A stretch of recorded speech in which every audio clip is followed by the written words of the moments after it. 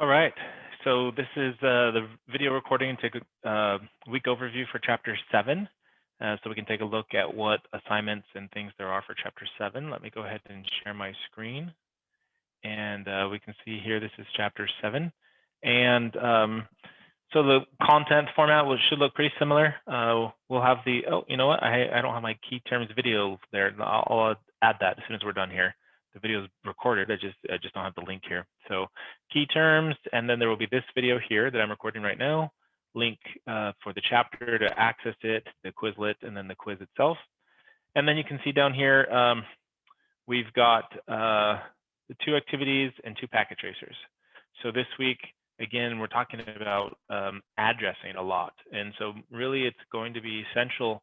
You really are going to need to know this for both the final exam and for the case study, being able to successfully convert addresses from binary to decimal or decimal to binary, being able to convert those, and understanding which one is public or private. That's with this activity. It'll have like a little address coming across the screen, and you have to choose, is that a public or private IP address? And then we've got 2 packet tracer activities. One is doing some addressing, but now for IPv6, that will come up in the case study as well as the final exam, both of which are packet tracer based. Sorry, felt like I had to sneeze, and so I was squeezing my nose there. So that's an opportunity to practice your IPv6 addressing, which we don't use as much. But that may start getting used more in the future. The newest U.S. congressional budgeting to the federal office indicated that federal IP addresses need to move to IP version 6, basically within the next 10 years, by 2030. Told the federal government to sell off its IP version 4 addressing and migrate to IPv6. We'll see if that actually happens. IP version 6 has been around for like 2 decades now, and there was a strong cry that we needed it, and then it hasn't really been used a whole lot. So we'll see. We'll see if this actually happens. I don't know, but it's not going away, but it may increase in importance. And then just like we do with all the other chapters in Chapter 3, we've got an end chapter skills challenge with the packet tracer, where you're kind of bringing things together and consolidating the skills that have developed the knowledge from Chapter 7.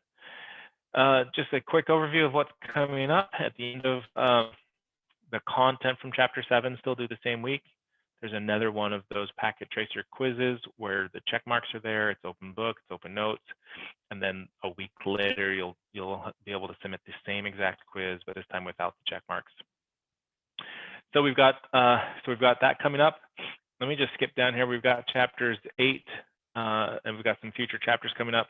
But pretty soon we're getting close to where I feel like you should be capable of completing the case study. So we'll talk more about it in a future video once we finish chapter 8.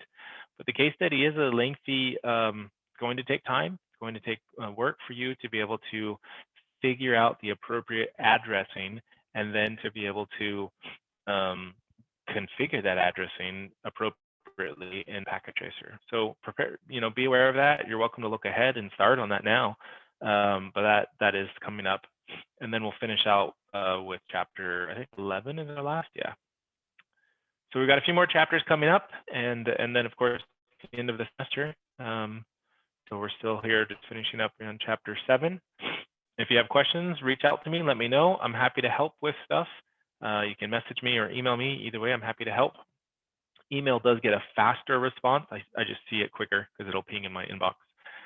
But otherwise, aloha. Have a great day. Bye.